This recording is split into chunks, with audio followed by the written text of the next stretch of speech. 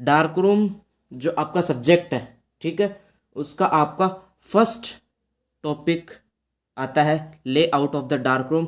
That means कि जो whole over आपका जो डार्क रूम है उसके बारे में इंट्रोडक्शन है यहाँ पे पूरा, कि किस तरीके से डार्क रूम होना चाहिए। लेआउट का मतलब क्या होता है, उसकी डिजाइन कैसी होनी चाहिए, ठीक है, उसकी साइज क्या होनी चाहिए, उसकी वॉल्स कैसी होनी चाहिए, ऑल ओवर जो आपका डार्क रूम है वो होता है क्या है, और दूसरी बात कि वो कैसा होना चाहिए। आइडियल डार्क रूम के बारे में यहाँ पे बताया गया है, ठीक है। तो जैसा कि आपको पता है, कोई भी टॉपिक अपन स्टार्ट करते हैं तो उसको उसके इंट्रोडक्शन से स्टार्ट किया जाता है। तो यहाँ पे भी हम सबसे पहले डार्क रूम के इंट्रोडक्शन के बारे में पढ़ेंगे, देन हम इसके एक एक कंपोनेंट को डिटेल में डिस्कस करेंगे। तो यहाँ पे हम बात करते हैं सबसे पहले इंट्रोडक्शन की, ठीक है। इंट्रोडक्शन में सबसे पहले हम ये बात करेंगे आज कि डार्क रूम होता क्या है। ऑब्वियसली आपका जो रेडियोलॉजी डिपार्टमेंट है उसके अंदर डार्क रूम क्या होता है। रेडियोलॉजी डिपार्टमेंट में कई रूम आएंगे आपके, ठीक है, एक्सरे रूम वगैरह। तो यहाँ पे सबसे पहले अपन बात करेंगे डार्क रूम की, ठीक है। डार्क रूम एक ऐसा कमरा है, ठीक है, जिसके अंदर फिल्म को प्रोसेस किया जाता है। अब ये चीज़ें अपन ने पढ़ी है कि फिल्म प्रोसेसिंग क्या होती है। ऑब्वियसली बात है, फिल्म की बात की तो यहाँ पे रेडियोग्राफिक एक्सरे फिल्म की बात की जा रही है, ठीक है। एक होता है आपका रेडियोलॉजी के अंदर एक्सरे रूम, ठीक है। एक्सरे रूम वो रूम होता है जहाँ पे आप पेशेंट का एक्सरे करते हो। दैट मीन्स पेशेंट की बॉडी की ऑर्गन्स की इमेजेस लेते हो, ठीक है। इमेजेस लेने के बाद में उस जो आपकी रेडियोग्राफिक फिल्म होती है उसको प्रोसेस कराया जाता है, उसको दूसरे रूम में कराया जाता है। तो वो जो रूम होता है उसे डार्क रूम बोला जाता है, ठीक है। अब अपन यहाँ पे एक मेन चीज और पढ़ते हैं कि आपका जो डार्क रूम है इसका नाम डार्क रूम क्यों रखा गया। डार्क रूम का मतलब, डार्क का मतलब होता है अंधेरा, ठीक है। डार्क रूम यानी कमरा, अंधेरा कमरा है, फिर अंधेरी कमरा। ये इसलिए बिकॉज जो आपकी रेडियोग्राफिक एक्सरे फिल्म है, ठीक है, उसके बारे में आपको पता होगा कि radiographic x-ray film light sensitive होती है। दैट मीन्स वो लाइट से सेंसिटिव होती है। अगर आप उसको लाइट में लेके जाओगे तो वो खराब हो जाएगी। तो ऑब्वियस ही बात है कि हम एक्सरे फिल्म को ऐसे कमरे में प्रोसेस कराएंगे जहां पे अंधेरा हो, ठीक है। और इसी वजह से डार्क रूम को अंधेरी कमरा, या फिर इस रूम को जहां पे फिल्म प्रोसेस कराते हैं इसको डार्क रूम कहते हैं, ठीक है। The dark room is a film processing room. Dark room एक फिल्म प्रोसेसिंग रूम है, ठीक है। डार्क रूम एक ऐसा कमरा है, एक ऐसा रूम है जिसके अंदर हम रेडियोग्राफिक एक्सरे फिल्म को प्रोसेस कराते हैं, ठीक है। It is located adjacent to the x-ray room. Dark room हमेशा एक्सरे रूम के पास में लोकेट होता है, मतलब बनाया जाता है। अब क्यों बनाया जाता है, जैसे कि आपको पता है कोई भी रेडियोग्राफर है, कोई भी वर्कर है, उसको क्या करना है, एक्सरे फिल्म को प्रोसेस कराना है डार्क रूम में और उसको इमेज लेनी है एक्सरे रूम में, ठीक है। तो अगर हम इन दोनों के बीच में डिस्टेंस रखते हैं, गैप रखते हैं, तो उस वक्त क्या होगा कि रेडियोग्राफर को ज़्यादा प्रॉब्लम्स का सामना करना पड़ेगा। एक किसी भी प्रोसीजर के लिए वो कभी एक्सरे रूम में जाएगा, फिर वो दोबारा डार्क रूम में आएगा। दैट मीन्स उसकी वॉकिंग डिस्टेंस ज़्यादा होती है, जिससे वो ज़्यादा परेशान होता है। तो इस वजह से इन प्रॉब्लम्स को सॉर्ट आउट करने के लिए हम एक्सरे रूम और डार्क रूम दोनों को पास पास बनाते हैं, ठीक है। It must have sufficient space about 10x10 cubic foot. यहाँ पे अब अपन ने बात की है कि डार्क रूम की मिनिमम साइज कितनी होनी चाहिए, ठीक है। तो यहाँ पे साइज की बात की गई है 10x10 क्यूबिक फीट। 10 फीट उसकी लंबाई होनी चाहिए, 10 फीट उसकी चौड़ाई होनी चाहिए और 10 फीट ही उसकी हाइट होनी चाहिए। A red light at the entrance of the dark room is essential so that it will indicate the work is in progress inside. That means आपको पता है कि आपका डार्क रूम है, उसके अंदर आप एक्सरे फिल्म को प्रोसेस कराओगे। एक्सरे फिल्म आपके लाइट सेंसिटिव है, तो ऑब्वियसली बात है जैसे कि आप प्रोसेस करा रहे हो और अगर कोई दूसरा पर्सन डार्क रूम में एंटर होता है तो उस वजह से वहाँ पे क्या हो सकती है, लाइट एंटर हो सकती है उसके साथ में अंदर, ठीक है। तो ये सब कि जब बाहर से जो कोई पर्सन आ रहा है उसको ये पता चले कि अंदर वर्क चल रहा है नहीं चल रहा है, इस वजह से एंट्रेंस के ऊपर एक रेड लाइट लगाई जाती है, ठीक है। वो रेड लाइट इंडिकेट करती है कि अंदर कोई ना कोई वर्क प्रोग्रेस में है या फिर नहीं है, तो या फिर उसको एंटर करना चाहिए या नहीं करना चाहिए। इन सब चीज़ों का ध्यान में रखते हुए हम एक रेड लाइट को डार्क रूम के एंट्रेंस पे लगाते हैं, जिससे हमें यह पता चल सके कि अंदर वर्क चल रहा है या नहीं चल रहा है, ठीक है, ताकि हम अपनी रेडियोग्राफिक एक्सरे फिल्म को लाइट से बचा सके। अगर आपकी रेडियोग्राफिक एक्सरे फिल्म लाइट में जाती है तो खराब हो जाएगी। और जैसा कि आपको पता है कि रेडियोग्राफिक एक्सरे फिल्म के अंदर आपके सिल्वर हैलाइड्स के क्रिस्टल्स पाए जाते हैं, तो ऑब्वियस सी बात है बहुत ज़्यादा एक्सपेंसिव है और हम उसको खराब होने नहीं दे सकते। ठीक है,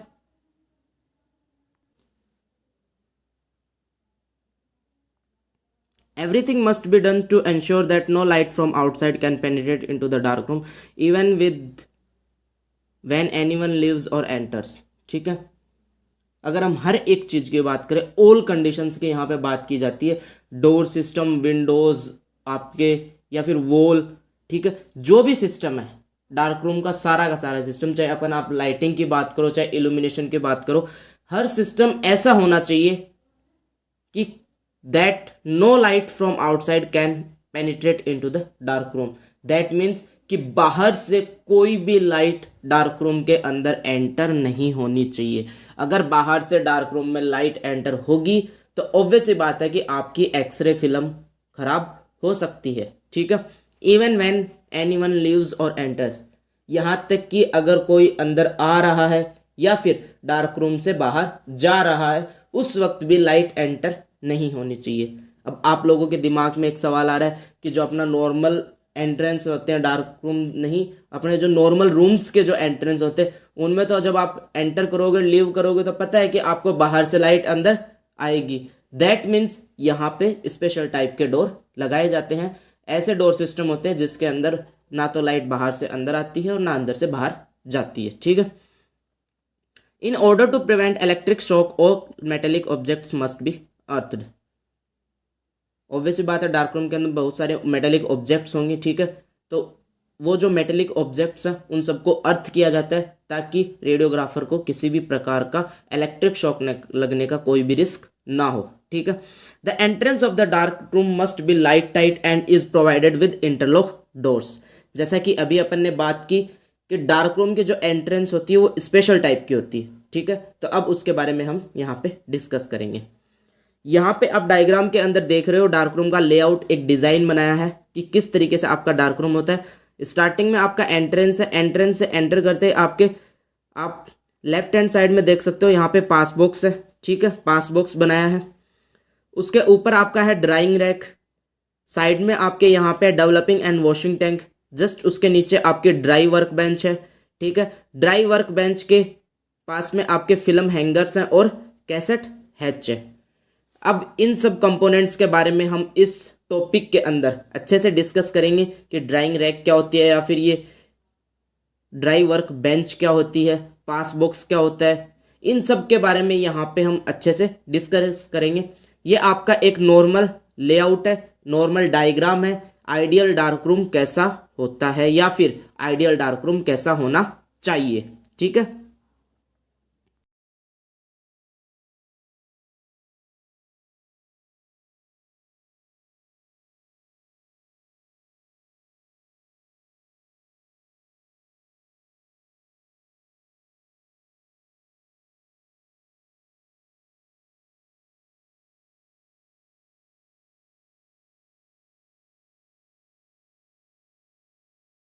now we will discuss about the doors.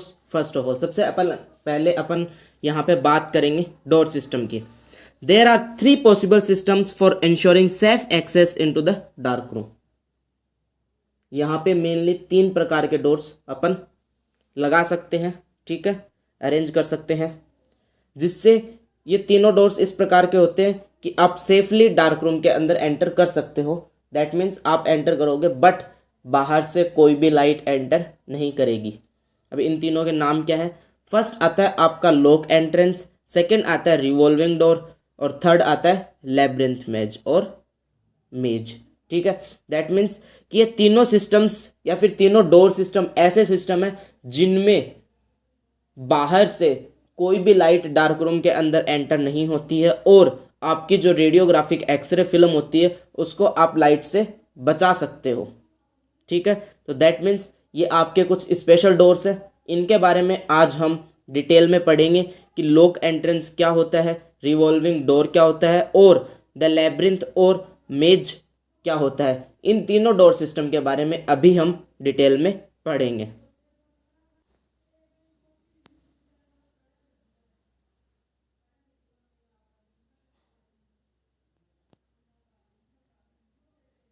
Now first of all we will discuss about the lock entrance.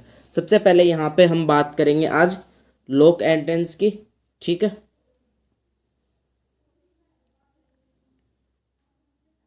The lock entrance, अब लॉक एंट्रेंस में क्या होता है ये समझो पहले। अपन नॉर्मल या फिर सिंपल लैंग्वेज के अंदर यहाँ पे डिस्कस करें तो लॉक एंट्रेंस के अंदर क्या होता है, आपके दो डोर लगाए जाते हैं, ठीक है। दैट मीन्स एक एंट्रेंस पे यहाँ पे कितने डोर होंगे, दो डोर होंगे।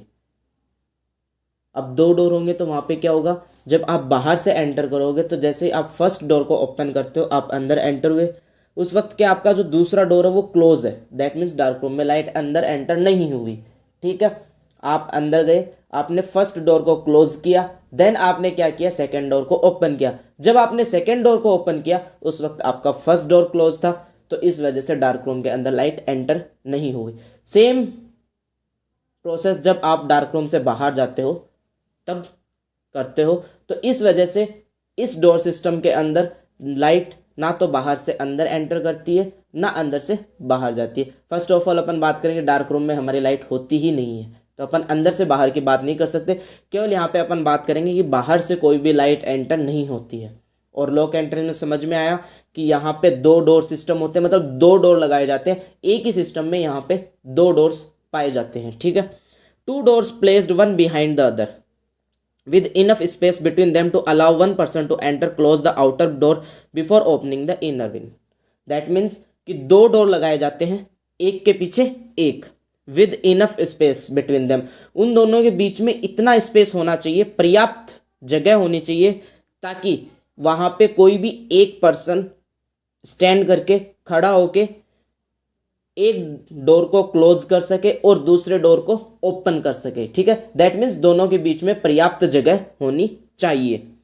इन order to prevent one of two doors from being left open by someone in a hurry, a bell or buzzer is installed which continues to ring as long as one of the door is open. अब होता क्या है कि इस system के अंदर मान लो गलती से किसी भी पर्सन ने या फिर आपका जो वर्कर है या फिर रेडियोग्राफर है वो जल्दी में था थोड़ा सा, ठीक है, और जल्दी के कारण वो क्या कर गया कि डोर को क्लोज करना भूल गया। दोनों डोर में से कोई भी एक डोर वहां पे उसने ओपन छोड़ दिया।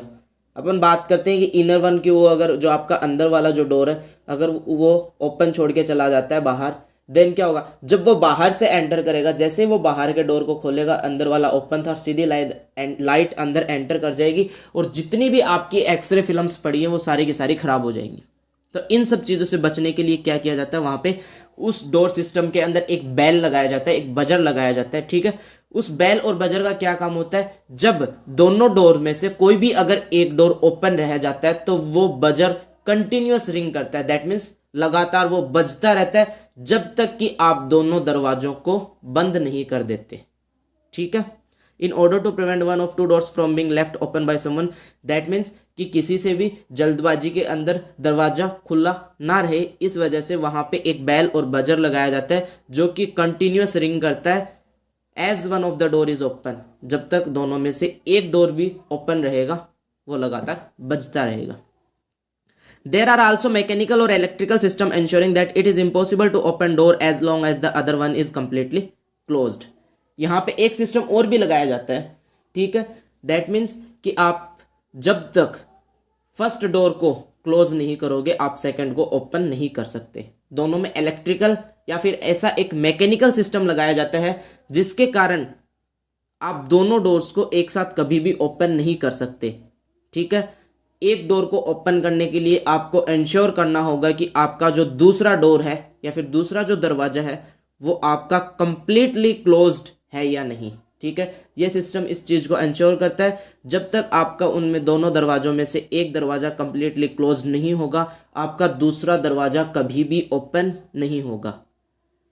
तो ऑब्वियसली बात है आपको समझ में आ रहा होगा कि हम एक्सरे फिल्म को बचाने के लिए, दैट मीन्स कि डार्क रूम में लाइट ना एंटर हो, उसके लिए अपन कितने एडवांस टाइप के सिस्टम्स यहाँ पे यूज़ कर रहे हैं जिससे कोई भी लाइट बाहर से अंदर की तरफ एंटर ना हो सके। ठीक है, दैट मीन्स आपका डोर लॉक एकदम सिंपल है, कुछ नहीं होता यहाँ पे, केवल दो डोर होते हैं, दोनों के बीच में पर्याप्त जगह होनी चाहिए जिससे वहाँ पे कोई भी एक पर्सन एंटर करके एक दरवाजे को खोल सके और दूसरे को बंद कर सके। ठीक है, एक बेल और बजर लगाया जाता है जिससे आपको ये पता चल सके कि कोई भी दरवाज़ा ओपन है या नहीं है। और लास्ट, दोनों के बीच में एक मैकेनिकल और इलेक्ट्रिकल सिस्टम लगाया जाता है जिससे दोनों दरवाजे एक साथ कभी भी ओपन ना हो। जैसा कि आप डायग्राम में देख सकते हो, अंदर की साइड डार्क रूम है और बाहर की साइड आपका कॉरिडोर है। एक दरवाज़ा यहाँ पे कॉरिडोर पे लगा हुआ है और एक दरवाज़ा डार्क रूम के अंदर की साइड लगा हुआ है। दोनों के बीच की स्पेस की बात करें तो स्पेस की विड्थ, दैट मीन्स चौड़ाई आपकी मिनिमम 1 मीटर होनी चाहिए और लेंथ कितनी होनी चाहिए, मिनिमम 1.2 मीटर। ठीक है, दोनों दरवाजों के बीच में यहाँ पे electrical, that means mechanical system लगा होता है जो दोनों दरवाजों को एक साथ ओपन नहीं होने देता। और यहाँ पे बेल और बजर भी लगा होता है जो क्या करता है, आपको इंडिकेट करता है रिंग करके कि कोई भी दरवाज़ा ओपन है या नहीं है। तो ये आपका जो सिस्टम है ये लॉक एंट्रेंस कहलाता है, इसको आप डायग्राम से यहाँ पे समझ सकते हो। Now we will discuss about the second door which is known as the revolving door.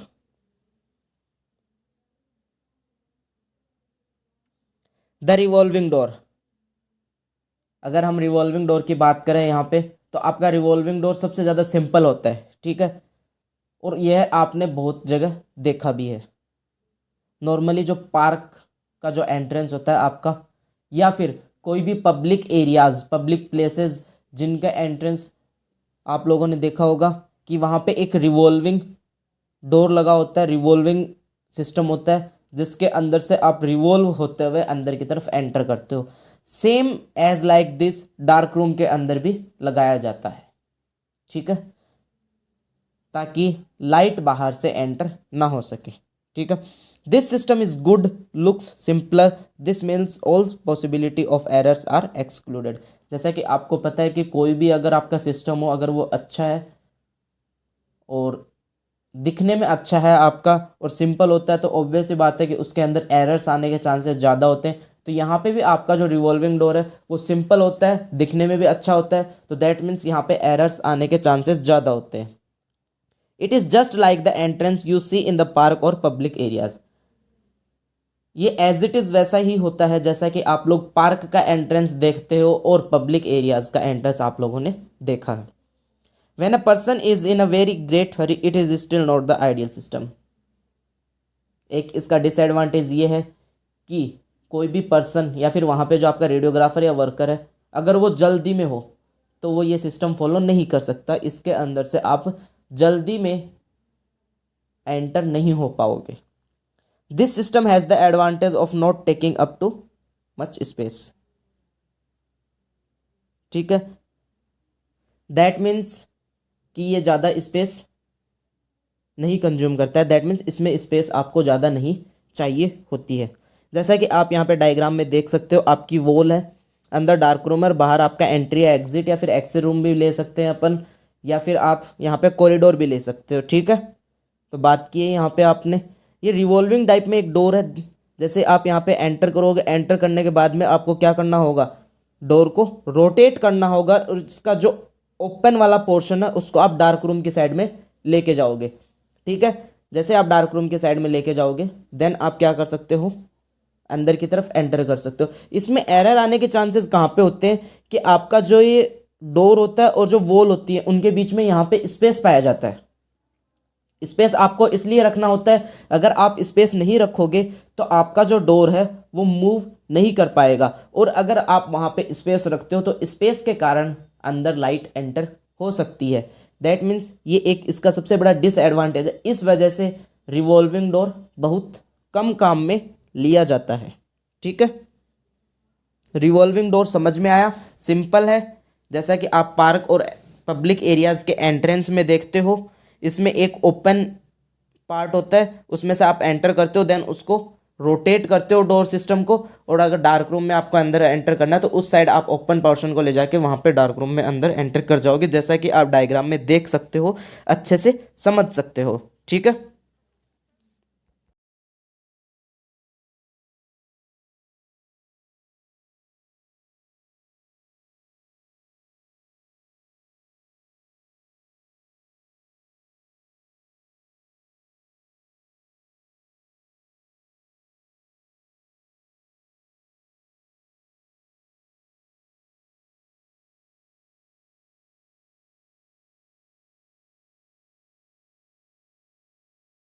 Now we will discuss about the third and last entrance, ठीक है, जिसका नाम है द लेब्रिंथ और मेज।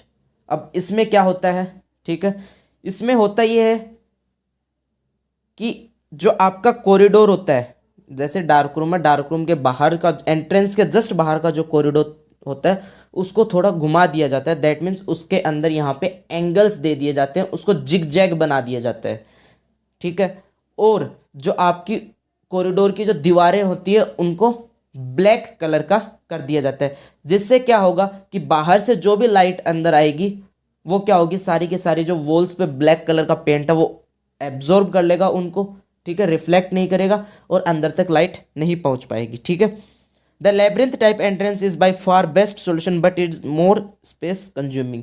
ये बेस्ट सॉल्यूशन है, इसके अंदर आपके लाइट भी एंटर नहीं होती है और अगर रेडियोग्राफर जल्दी में हो तो वो भी अंदर एंटर कर सकता है, ठीक है। और जैसा कि आप लोगों ने लॉक एंट्रेंस में देखा कि वहाँ पे आपको बेल लगानी पड़ती है, इलेक्ट्रिकल और मैकेनिकल सिस्टम लगाने पड़ते हैं, तो यहाँ पे उनकी भी आपको ज़रूरत नहीं पड़ेगी, ठीक है। आप आसानी से अंदर प्रवेश कर सकते हो, ठीक है। दूसरा, रेड लाइट का जो वर्किंग का होता है कि आप रेड लाइट एंट्रेंस पे लगाते हो, तो वो भी यहाँ पे आवश्यकता नहीं है। जब एक पर्सन अंदर वर्क कर रहा है तो उस वक्त दूसरा पर्सन भी आराम से एंटर हो सकता है, ठीक है। तो दैट मीन्स कि सबसे ज़्यादा एडवांटेज है इसके, लेकिन इसका डिसएडवांटेज ये है कि मोर स्पेस कंज्यूमिंग, इसमें स्पेस ज़्यादा चाहिए होती है, जगह ज़्यादा चाहिए।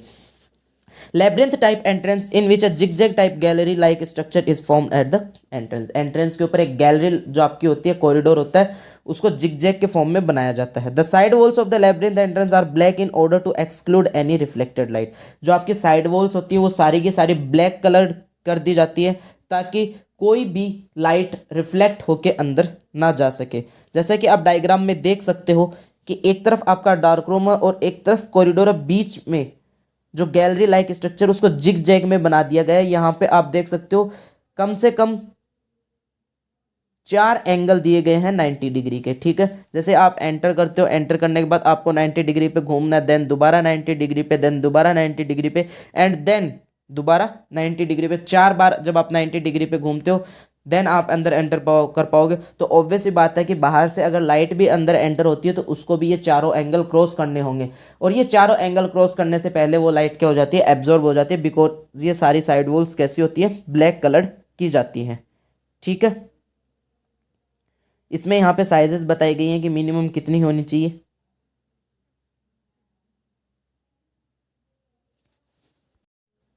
सो आज अपना ये टॉपिक कंप्लीट होता है, दैट मीन एंट्रेंस आपका कंप्लीट होता है। नेक्स्ट हम इसके नेक्स्ट कंपोनेंट्स के बारे में डिस्कस करेंगे, ठीक है। Thank you.